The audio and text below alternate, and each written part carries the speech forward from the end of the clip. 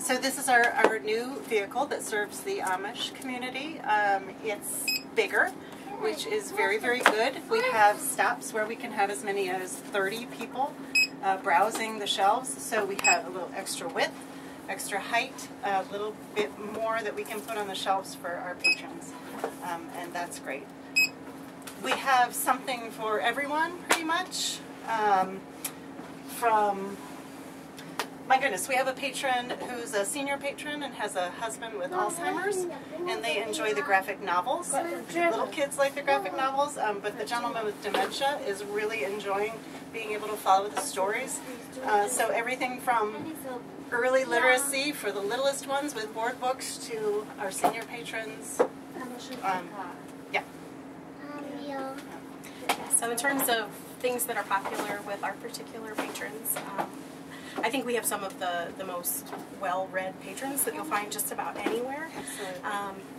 Particularly of interest would be inspirational fiction, and Geauga County has a particularly wonderful selection of inspirational novels, and that's going to deal with like inspiring stories about overcoming some sort of adversity through faith or through love or through understanding.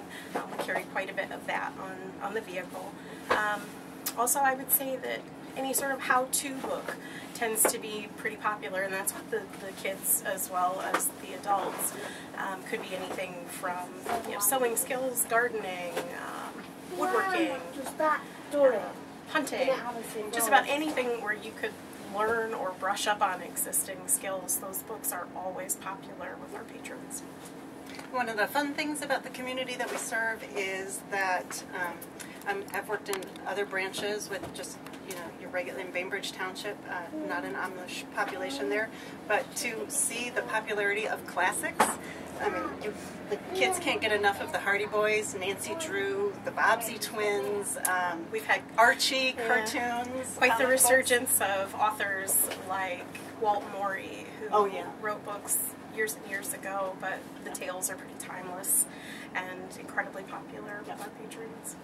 And another thing that's great about, of course we can only carry so many things on our shelves, but because we're, connected obviously very intrinsically with the Geauga County Public Library as mobile services, we're also connected to the CleveNet Consortium of lots of libraries, so anything that a patron might want, they just ask for it, and we do our best to get our hands on it, and we deliver it essentially to their door in 2 weeks by, coming to these stops.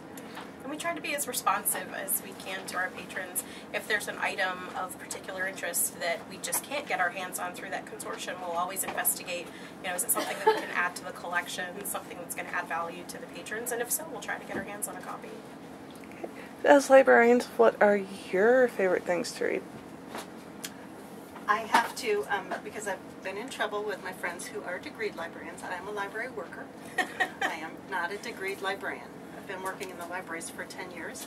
I worked in Bainbridge for about 8 years, and I was a specialist for tot babies, preschoolers, but especially the teens. So I cannot get enough of the teen novels, the YA novels. That is what I tend to grab onto. Thank goodness for my monthly book club in my neighborhood. It forces me to read an adult novel once a month, but other than that, I really, really like the teen literature. And for myself, I'm actually going through my graduate studies right now so that I can work as a full librarian. She will be a librarian. Yeah, looking forward to that. So I do a lot of graduate reading, and I don't have a lot of time for much else. But when I do, I typically go for something that's like a sci-fi or a fantasy. For me, something like Ready Player One, Ernie Klein, fantastic. Fantasy series like Pat Rothfuss' King Killer Chronicles. I enjoy getting swept away in something else. I have lots of reality to reflect on, but give me fantasy to read any day. And we both have a huge, not very secret crush on Neil Gaiman. Oh, yes, yes. Yeah. And I'm Linda.